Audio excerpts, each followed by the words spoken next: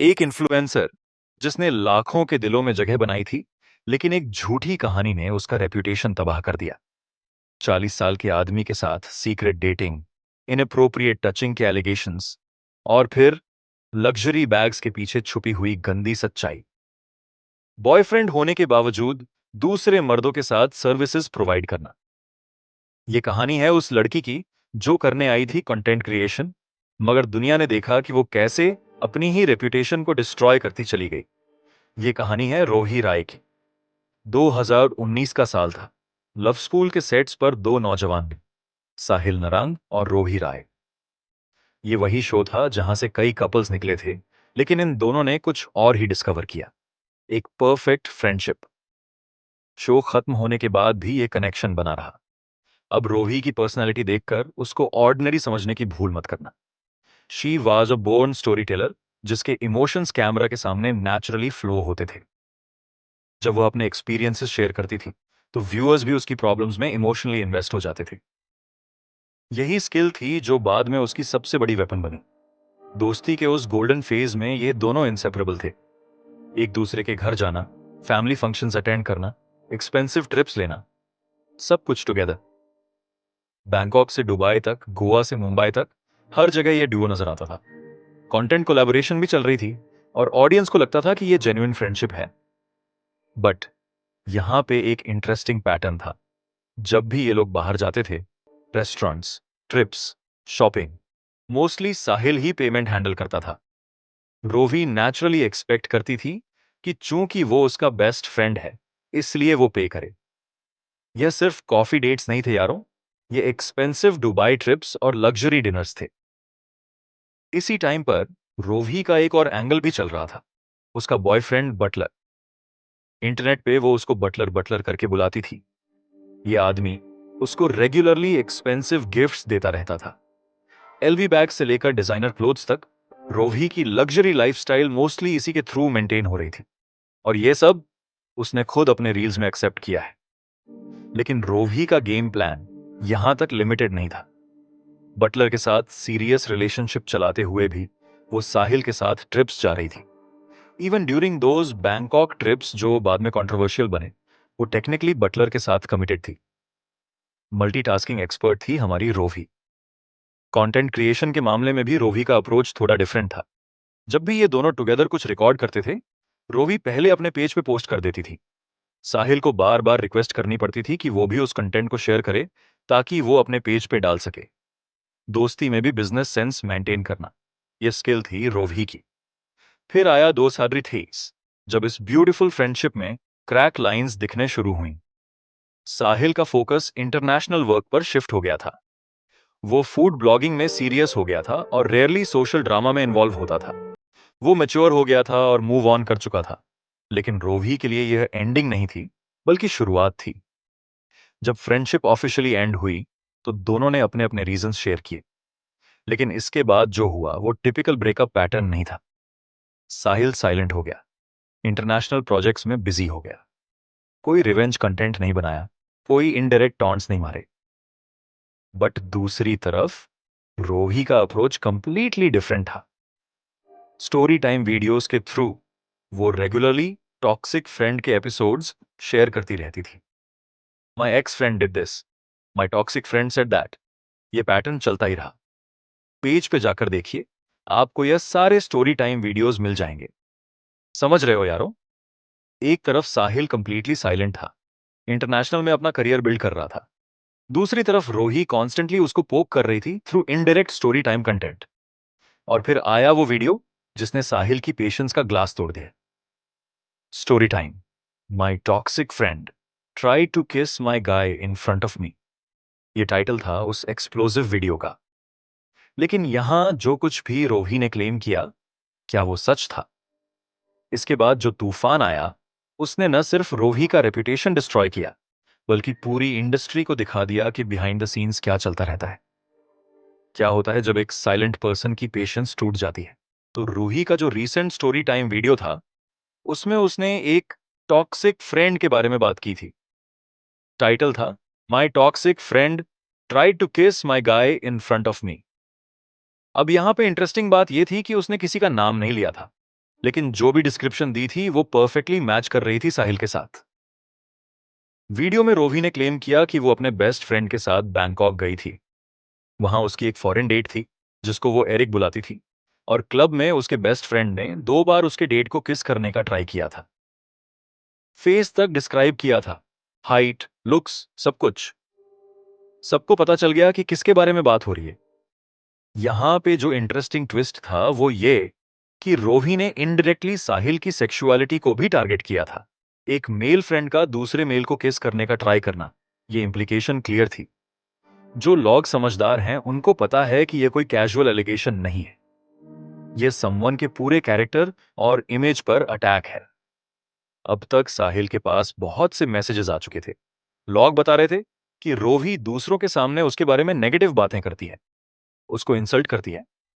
But साहिल का approach ये था कि वो साइलेंट रहेगा, इंटरनेशनल प्रोजेक्ट्स में बिजी था, फूड ब्लॉगिंग कंटेंट बना रहा था, कोई ड्रामा नहीं चाहिए था उसको। लेकिन ये स्टोरी टाइम वीडियो डिफरेंट थी। यहां पे सिर्फ नेगेटिव बातें नहीं थी, बल्कि झूठे एलिगेशंस थे। सेक्सुअलिटी को क्वेश्चन करना, झूठी स्टोरी क्रिएट करना और फिर पूरे इंटरनेट के सामने उसको वायरल करना, ये क्रॉसिंग द लाइन था। And then came that moment जब साहिल का पेशेंस टूट गया। उसने डिसाइड किया कि अब बहुत हो गया, बहुत फ्री पास दे दिया इस पर्सन को। ये जो कॉन्स्टेंटली पोक किया जा रहा है, ये बैस हो गया। अब सामने से रिप्लाई दिया जाएगा, अब एक्सपोज किया जाएगा। साहिल अपने रिस्पॉन्स वीडियो में विजिबली अपसेट था। उसने कहा कि रोही जो भी स्टोरी बता रही है वो कंप्लीट झूठ है, वो चीजें क्रिएट कर रही है कंटेंट के लिए। एंड देन उसने रिवील किया कि एक्चुअली उस बैंकॉक ट्रिप में हुआ क्या था। अकॉर्डिंग टू साहिल का वर्जन, जब वो थाईलैंड में थे, रोही ने वहां डेटिंग ऐप के थ्रू एक 40 ईयर ओल्ड फॉरेन गाय को मीट किया था। यह पर्सन इलीगल स्टफ में इन्वॉल्व था, जिसकी वजह से साहिल अलर्ट हो गया था। थाईलैंड के स्ट्रिक्ट लॉज के बारे में उसको पता था। क्लब में जब साहिल को पता चला कि यह पर्सन कैसी एक्टिविटीज में इन्वॉल्व है, तो उसने कहा था कि वो होटल रूम में जाकर रेस्ट करना चाहता है, कोई रिस्की सिचुएशन में इन्वॉल्व नहीं होना चाहता था। लेकिन रोही ने इंसिस्ट किया कि आफ्टर पार्टी करेंगे, उस पर्सन के घर जाएंगे। साहिल ने रिफ्यूज कर दिया और होटल रूम में जाकर सो गया। लेकिन कुछ घंटों बाद रोही उस 40 ईयर ओल्ड पर्सन को लेकर होटल रूम में आ गई। साहिल को जगाया, कंसिडरेशन भी नहीं दिखाई कि वो रेस्ट कर रहा है। एंड देन होटल रूम में वो जो हुआ वो बिल्कुल इनअप्रोप्रिएट था।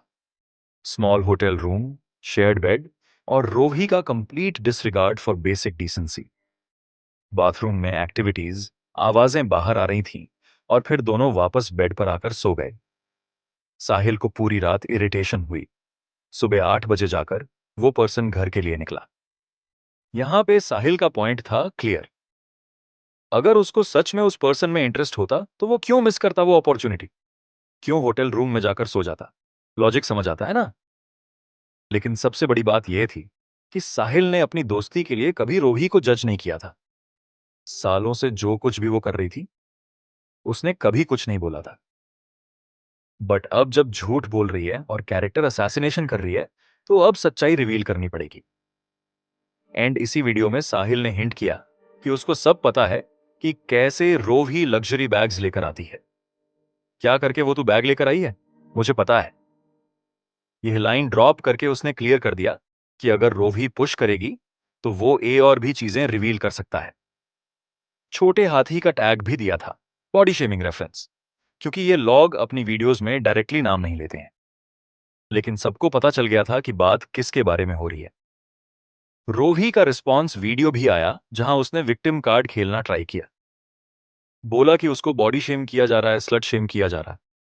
लेकिन यहां इंटरेस्टिंग बात यह थी, जब तुमने किसी को प्रोवोक किया है तो रिएक्शन तो झेलना पड़ेगा ना। समझ रहे हो यारो।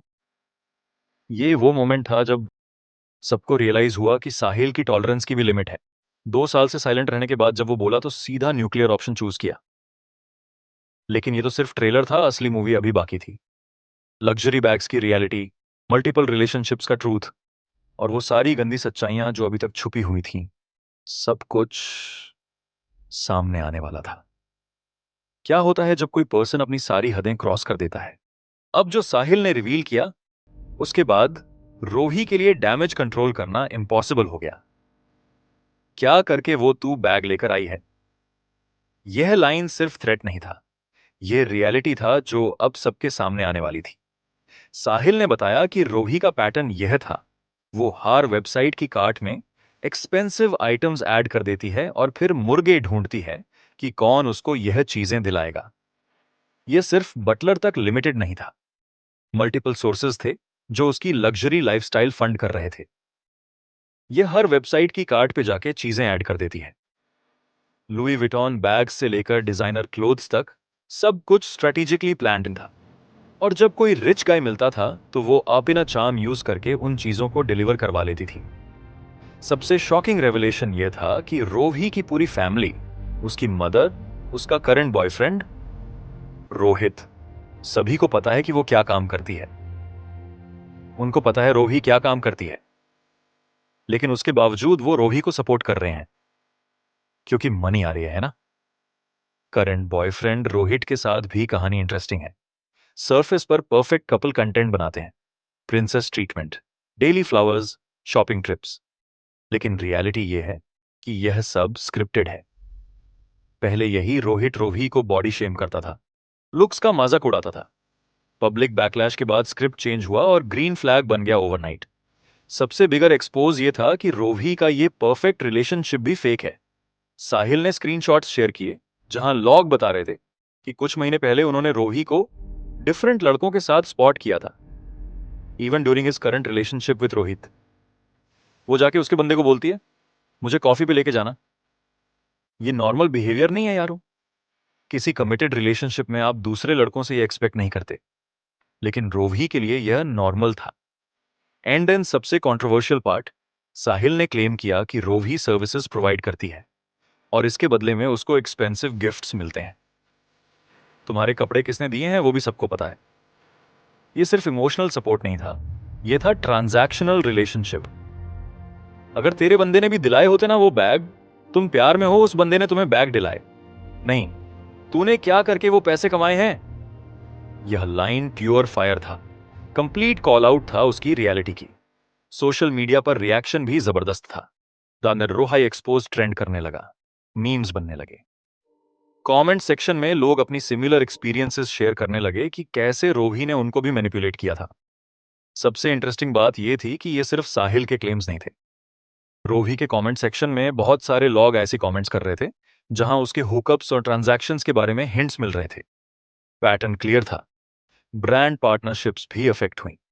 कंपनीज डिस्टेंस बनाने लगी क्योंकि रेपुटेशन डैमेज हो चुका था। जब आपका कैरेक्टर क्वेश्चनेबल हो जाता है तो ब्रांड एसोसिएशन रिस्की हो जाती है। रोही का डैमेज कंट्रोल अटेम्प्ट भी बैकफायर हुआ। Victim card, women card, respect card, सब ट्राई किया लेकिन कुछ काम नहीं आया।